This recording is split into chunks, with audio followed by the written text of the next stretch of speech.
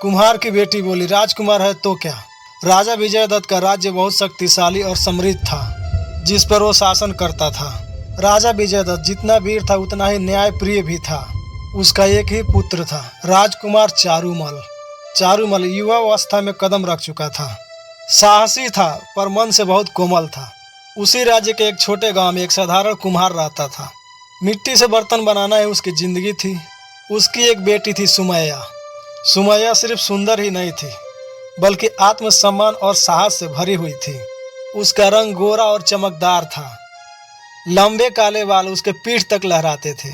आंखें बड़ी और तेज, जिसमें मासूमियत और हिम्मत दोनों झलकती थी। वह रोज मिट्टी के चाक पर बर्तन बनाती, पर किसी रानी से कम नहीं लगती। एक दिन राजकुमार चारुमल शिकार पर निकला। शिकार करते करते वह बहुत दूर निकल गया। प्यास से व्याकुल वह उसी गांव पहुंच गया जहां कुम्हार रहता था। वहां उसने देखा एक लड़की मिट्टी के चाक पर बर्तन बना रही है। मिट्टी से सने हाथ, लेकिन चेहरे पर ऐसी आभा कि चारुमल वहीं ठहर गया। वह पल चारुमल के जीवन का सबसे खूबसूरत मोड़ बन गया। चारुमल ने आज तक ऐसी सुंदरता नहीं देखी थी, पर उससे ज्यादा उसे सुमैया के सादगी ने मोहित कर लिया। राजकुमार बिना कुछ कहे लौट आया, लेकिन उसका मन वहीं छूट गया। राजमहल लौटने के बाद चारुमल बदल गया। खाना छोड़ दिया, पानी तक नहीं पीता, रातों को सोता नहीं, बस दिन भर एक ही नाम गूंजता, सुमैया सुमैया। 8 दिन बीत गए। राजा विजयदत्त चिंतित हो उठा। एक ही पुत्र, वो भी इस हाल में। मंत्रियों को बुलाया गया, सारी दशा बताई गई। एक वृद्ध और बुद्धिमान मंत्री ने कहा, महाराज, पुत्र का पीड़ा उसके मित्र ही बता सकते हैं। राजकुमार के मित्र बुलाए गए। सच्चाई सबके सामने आई। राजा विजयदत्त स्वयं चारुमल के पास गया और बोला, यदि तुम उसे चाहते हो तो यह बताया क्यों नहीं। राजा का पुत्र प्रेम के लिए भूखा क्यों रहे। चारुमल फूट पड़ा, पिताजी, अगर सुमैया नहीं मिली तो मेरा जीवन व्यर्थ है। राजा ने कुम्हार और उसकी पत्नी को बुलाया। वे भयभीत थे। महाराज, हमसे क्या अपराध हो गया। राजा ने शांत स्वर में कहा, अपराध तुमसे नहीं, तुम्हारी बेटी से हुई है।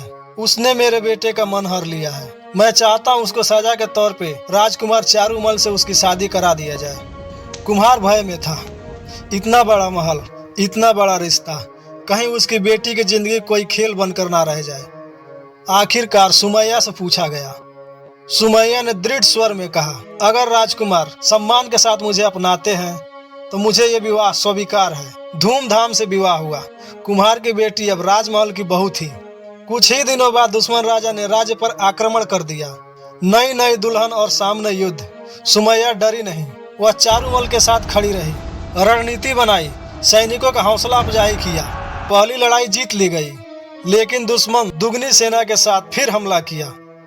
इस बार आधा राज्य हाथ से निकल गया। तब सुमैया ने बुद्धि से काम लिया। उसने कहा, राज्य ले लो, लेकिन हमारे लोगों को जीवन दान दो। चारुमल, सुमैया और उनके लोग जंगल में चले गए, कुटिया बनाई, नया जीवन शुरू किए। सुमैया ने चारुमल को टूटने नहीं दिया। उसे युद्ध, धैर्य और नेतृत्व सिखाया। उसे राजा बनने योग्य बनाया। अब समय आ गया था, दोबारा युद्ध हुआ। इस बार चारुमल सिर्फ राजकुमार नहीं था, वह एक राजा बन चुका था। दुश्मन पराजित हुआ, राज्य वापस मिला। राजा विजयदत्त ने गर्व से सिंहासन चारुमल को सौंप दिया। सुमैया कुम्हार की बेटी अब राज्य की महारानी बनी। उन्होंने न्याय से राज्य किया, उनके बच्चे हुए और उनका प्रेम इतिहास बन गया।